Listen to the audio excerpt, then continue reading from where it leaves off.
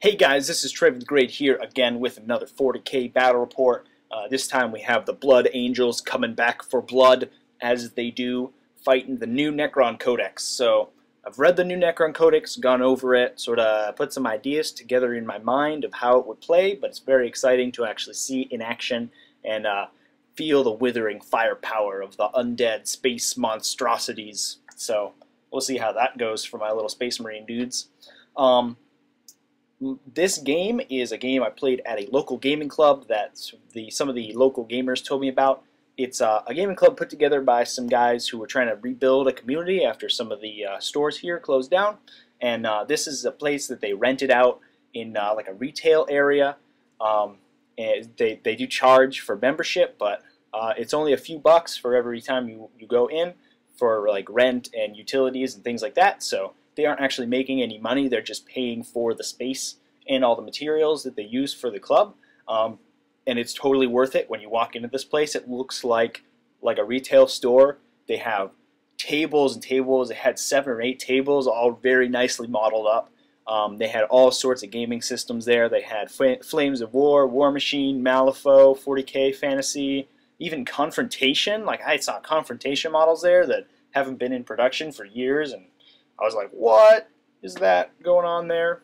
So it was very cool to see that. So yeah, this game was played, as you can see, on one of their nice boards. It was really nice to set my guys up on a very nicely modeled gaming board and take some photos of it. So I was very excited for this game.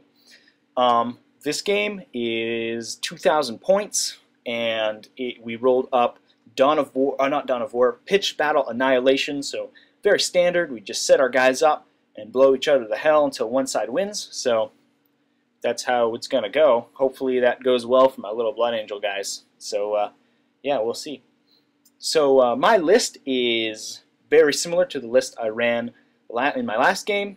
If you weren't listening, it was 3 assault squads, melted gun, flamer gun, power weapon, 2 tactical squads with missile launcher, flamer, and a rhino with 2 stormbolters on it.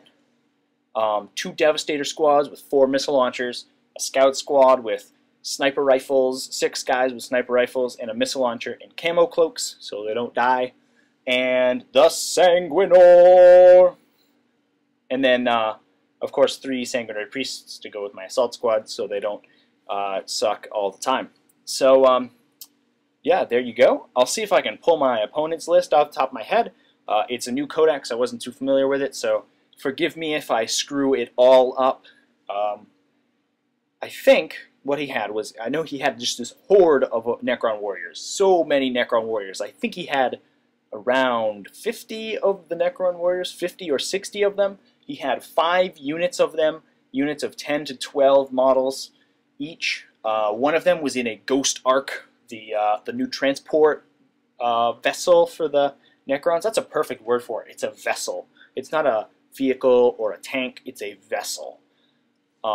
So he also had, backing that up, he had a Doomsday Ark, which is the like artillery version of the Ghost Ark. Very cool. Shoots out this big old strength 9 AP2 large blast template. Very scary. Kills everything.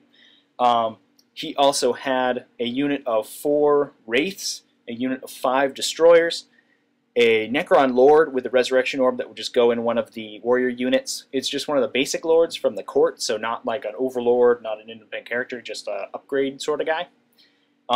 He also had 10 Immortals and an Overlord with a Resurrection Orb, 2+ armor, 3+ invulnerable, whole 9 yards, all that shenanigans. And a Monolith, big old flying pyramid of doom. So there's that. I think I got everything. I hope I didn't miss anything. I can't think of anything off the top of my head, so if I do screw up, I will let you know. You will know about it. And then you can comment on this video and tell me how wrong I was. So with that, we're going to get into the game. Okay, here's a photo of the deployment before the first turn. As you can see, we both basically just deployed in big old lines because we are both you know, playing pitch battle, both with only a limited amount of deployment zone to start off in. I made a couple mistakes right off the bat here, which was really bad. I should have been thinking a little bit more clearly about how I was going to deploy. First of all, I combat squatted my tactical squad so I could get some flamer action on those Necron warriors in from the sergeant's little combat squad, and then get some missile launchers on those vehicles from the other side of the tactical squad. Now, looking back on it, that was a terrible idea. We were playing Annihilation. I don't know why I just decided, hey, it's a great idea to throw my guys in combat squads and give up more kill points. Yay! So I did that. That was silly. And then I put the squad with the flamers in the rhinos, and I sort of put the rhinos in the center of the of my battle line. You can see one there is in the foreground, one is just next to those woods, a little beyond it. And what I wanted the rhinos to do is just be mobile cover for my assault squads, because they both can move at the same rate, and the rhinos can really give some good cover to the assault squads before I get into melee. So that was good in theory. It didn't end up happening though, so there you go. So in hindsight, what I should have done is kept the squads together, give more ablative wounds for my missile launcher basically, and given up less kill points, and then probably keep the rhinos in the back. As they were right now, they were taking up a lot of the prime real estate in the center of my line. It would have been better if they sort of anchored the sides and made less targets of themselves, but whatever, what can you do? So what I've done here is I won the role to deploy first and go first and choose my side. I chose this side because it has more woods and things on it that my scouts and my devastators can take advantage of. I was really scared of that Doomsday Arc with its Strength 9 AP2. Cuts right through my Feel No Pain, no armor save. I need that cover to keep me alive. So I put 2 assault squads in the center, sort of hiding behind that hill in the middle, the big old hill, and the rhino.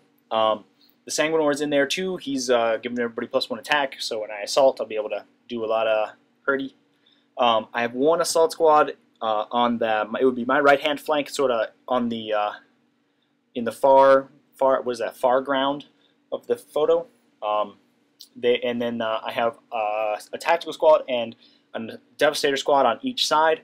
I didn't know where my opponent was going to deploy his vehicles, so I wanted to have the missile launchers have the capability of arcing fire pretty much anywhere, so that's what they're for. And then the scouts are all over on the right-hand flank.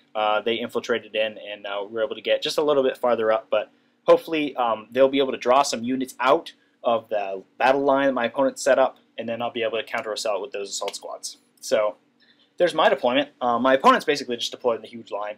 He's kept 3 units in what do you call it? Reserve? No, sorry, 2 units in reserve. One of the units is on his Ghost Arc, which you can see there on the left-hand side of the board. And then he's got his Monolith deep striking in, and 1 unit of Warriors is going to come through the Monolith and kill all my guys with their Gauss Flares.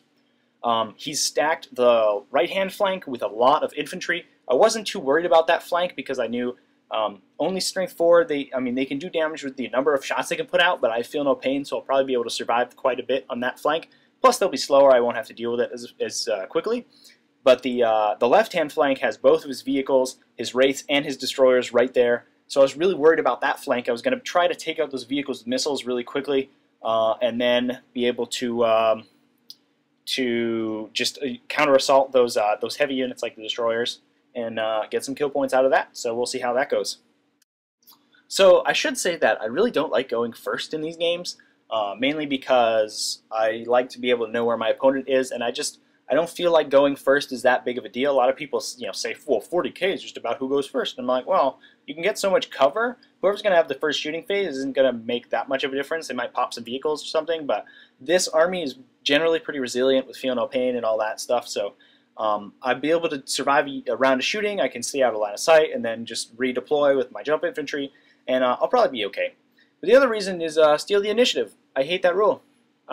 But mostly because it works against me. I don't think I've ever made a steal the initiative roll, but my opponent did right here. So bam, right off the bat, steal the initiative, punch in the face for Trevy.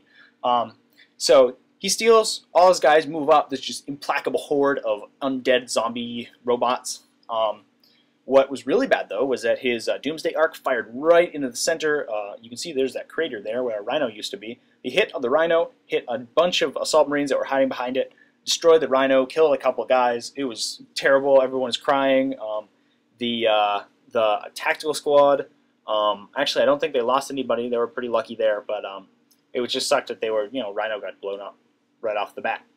So there you go. And this is the end of the first round. So as you can see, my guys have moved up. I've pushed the center really hard with my assault squads. What I figured would happen was that that Wraith squad that's behind the hill there is going to jump up, assault one of my units, and I'm going to be able to counter-assault with another assault squad and wipe it out. Just stop that from being able to take out, to tie up some of my shooting units, and then I'll be able to take out some of those vehicles quickly. So we'll see how that goes. Stay tuned. Okay, top of turn 2, this is the end of the Necron turn. As you can see, they've basically pushed everything up once again. That Ghost Arc moved up. It hasn't dropped its troops yet because it's not close enough for them to really be able to do anything. The Wraiths jumped up, and as I expected, they, right off the bat, assaulted the assault squad.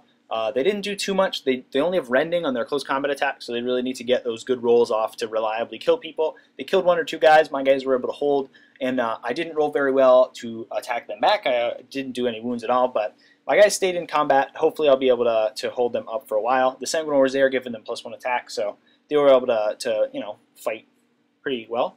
Other than that, stuff happened.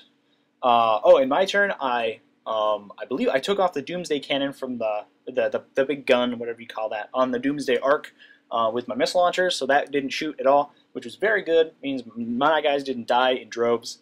But what I didn't expect my opponent to do was push up with his Destroyers and his Immortals. I thought he was going to keep those back and get some shots off.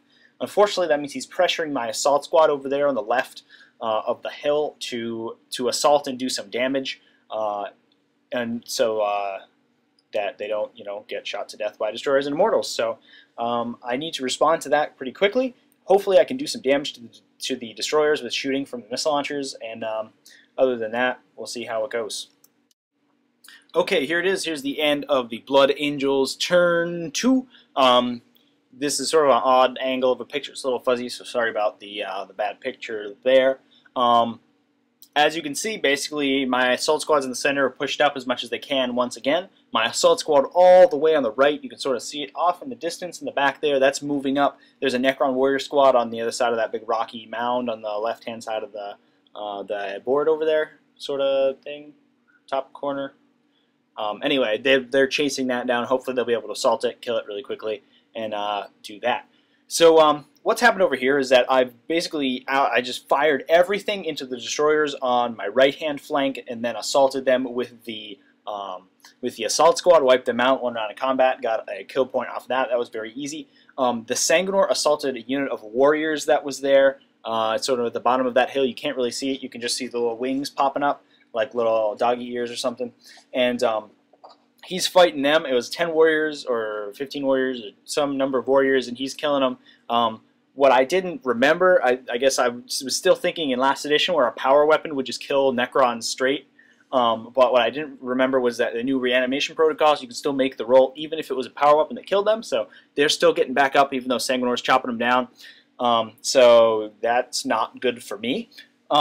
In the center there, the Wraiths are still fighting my my assault squad. They aren't really getting anywhere. Feel no pain's doing well for me.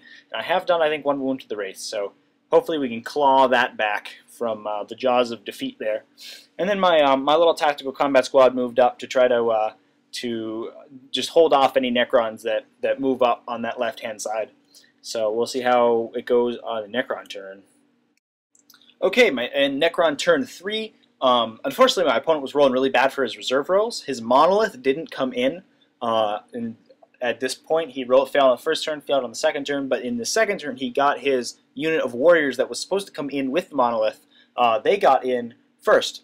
So there's a little confusion about how that worked, but we resolved that the warriors would just come in as a reserve unit, which makes sense. So they are in the back of the board there, just walking up in a little line like, oh, hey guys, what's up? We're a little late to the party. We got stuck in traffic, and the police pulled us over for drunk driving or whatever, and so now we're here so we can fight some Blood Angels. So that's what they're saying. But as you can see on the left-hand flank, there's just massive warriors moving up, just laying waste to everything with their Goss flares, and it's not looking good for the Blood Angels over there.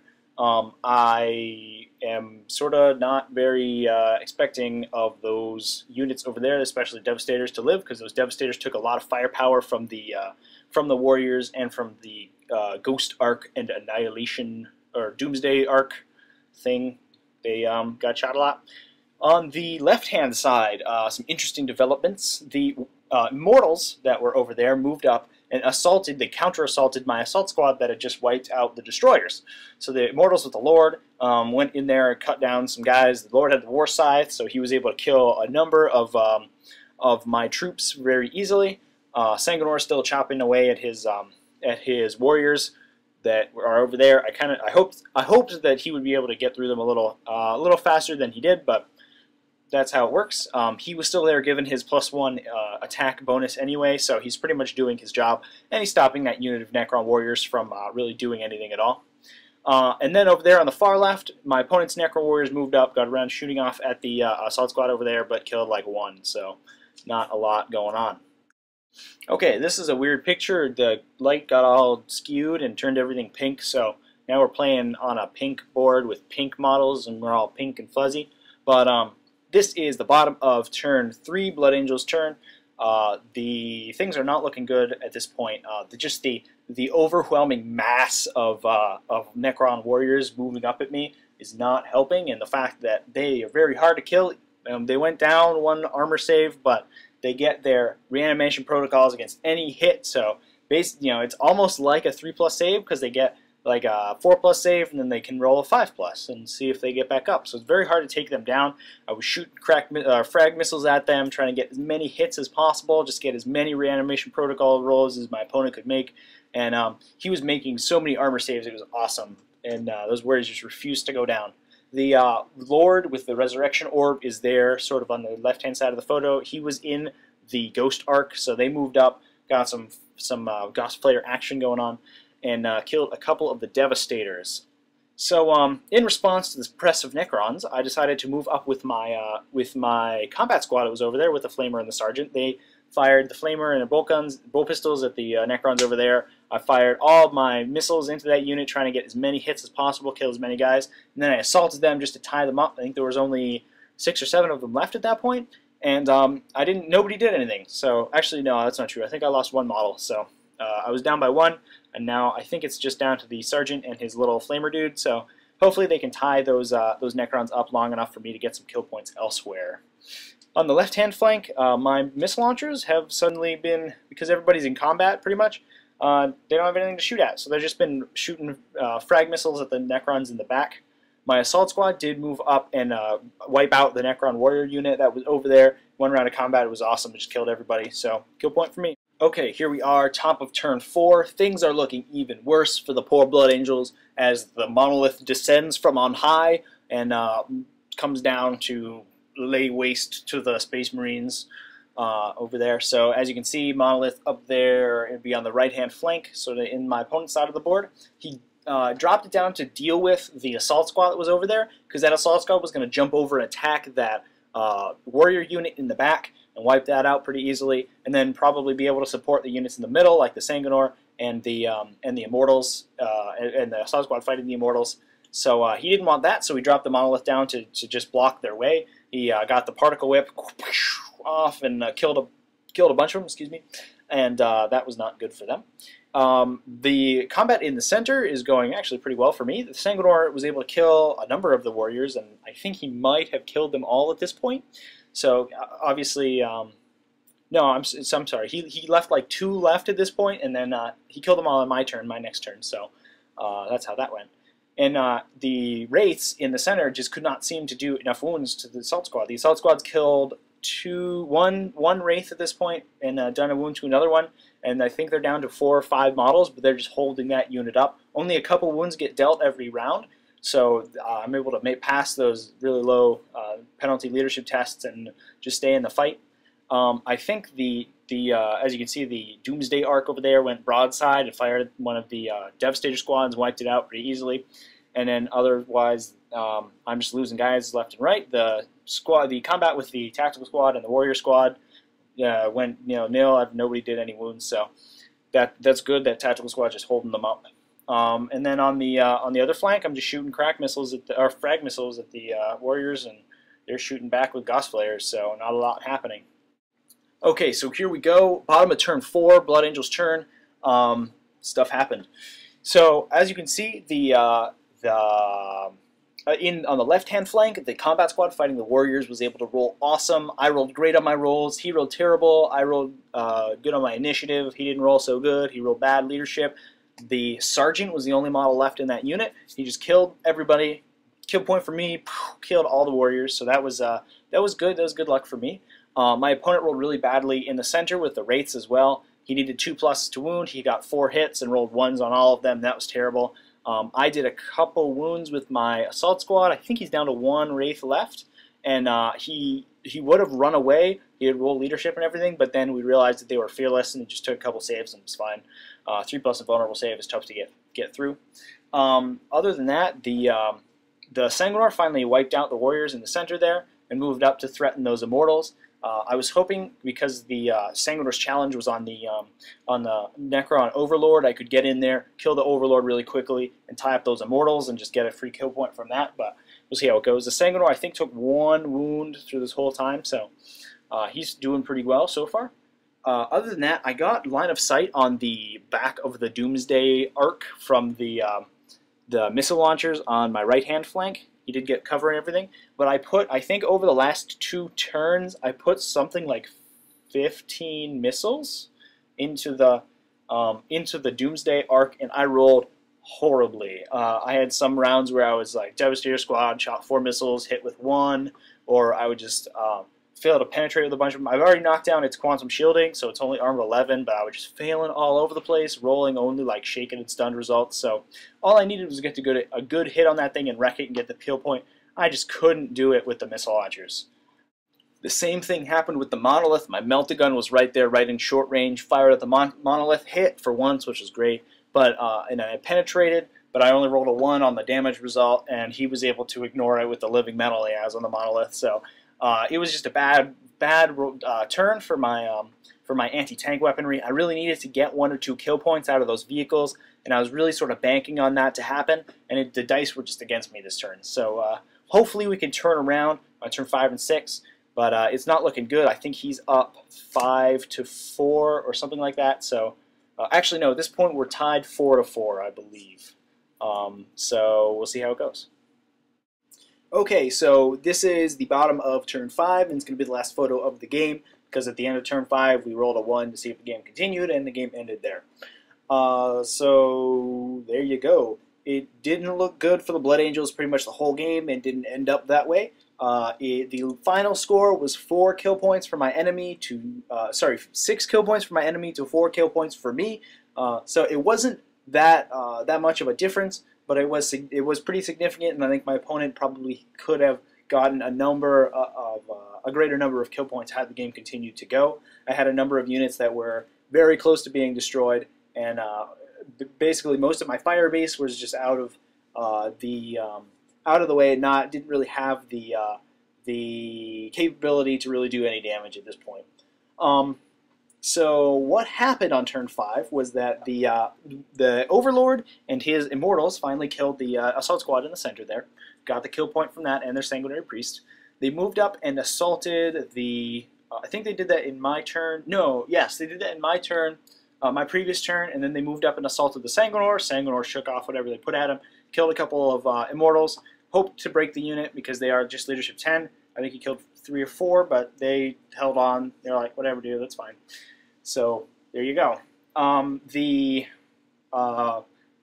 Ghost Arc over there, or the Annihilation Barge, one of them fired at the lone remaining Combat Squad Sergeant, killed him right off the bat. So now there's another kill point for my enemy.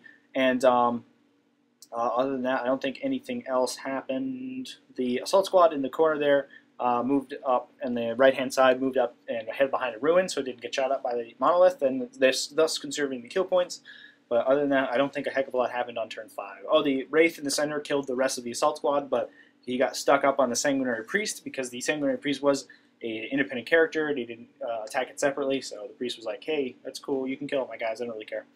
And that's how that went. So, overall, it was a great game. I had an awesome time, awesome terrain, awesome armies. It was great seeing 2 pretty much fully painted armies, just besides these larger, newer units for my opponent. I got to finish one of my rhinos, didn't get painted all the way, but other than that, pretty much painted armies, great terrain, was a great game, very friendly game, and good all the way around. Now, obviously, I saw a bunch of things I could do differently that would make my game a little bit tougher. First of all, the deployment that I noted in the beginning was really hurt me. Those combat squads really accomplished nothing. The combat squad on the left-hand side did wipe out a unit of warriors, but that was because of good rolling, and I can't really expect that to be repeated anytime soon. So I think, you know, the lesson learned: keep all your squads together in an Annihilation game. That was probably something I should have done right off the bat. But I just really wanted the. I'm sort of in the honeymoon phase with combat squads. I'm not used to using them, and I just really wanted the tactical versatility. That's the word I was looking for. That splitting your squad up into two gives you. The rhinos were also a bit of a liability. They didn't really do much besides just hold the combat squads for most of the game and not let them get killed. One of them died very early on, gave my opponent an easy kill point. The other one didn't do anything at all. It fired its Stormbolters a couple times and basically protected that combat squad, but I would have rather had the combat squad with the other combat squad to give it some extra wounds in case it got shot at. So didn't do much at all. I think what I would have done was just kept those in the back and maybe used them for roadblocks later on in the game if I needed it. But I was hoping to use them as mobile cover. But on the right side especially, what I realized that if I moved up my rhinos early on in the game, I would have been blocking line of sight to a lot of the enemy units from my Devastator, my Tactical, and my Scout squads. A lot of Firebase over there would have been, you know, half of it wouldn't have not been able to shoot if I moved up my rhino. So that was pretty silly. I did, after my last game, I realized I had 20 points left over. I put it into a Scout this game, who's 16, so I still had 4 left over. What I think I will do in the future is probably drop the Scout out, and so I'll have 20 points left. I will take 2 Razorback turrets on the 2 rhinos for 5 points apiece. You know, they're just heavy bolters, because all I'm doing is keeping 5 guys in there at, you know, in any one time. So I won't really need all of the carrying space of a rhino. And then probably give Melt-A-Guns to those combat squads, so I can deal with things like the Monolith. If I had a Melt-A-Gun in that combat squad, I probably would have been able to move up the 12 inches, disembark 2, have a 1-inch base, and then the 6-inch short range for a Melt-A-Gun. I probably would have been able to get up right in that Monolith's face as soon as it dropped down, get another Melt-A-Gun shot in there, and do some damage. So I know that's pretty much what everyone does on the internet, but I'm very new to using rhinos and mounted units like that, so I'm still getting it all together there. So yeah, that's what I would change in my army list. Unfortunately, I do need to go buy 2 Razorback turrets for that, so if anybody has any Razorback turrets kicking around, just shoot me a message. Maybe we can work something out. Other than that, I think that's pretty much the report. I've just noticed these are my reports. Every time I make a report, it goes longer and longer and longer. I don't know if that's a good thing or a bad thing. If somebody actually gets this far in the report, if anybody is listening to me right now, just let me know if you like the longer or shorter reports, and I will try to make my reports that length, because this is like half an hour right now. This is ridiculous, so I'll have to tone it down next time. So stay tuned for that. While you're at it, check out my channel and my website, Trevy'sPaintingTable.com. Bam, there it is, done. Battle report. Here you go.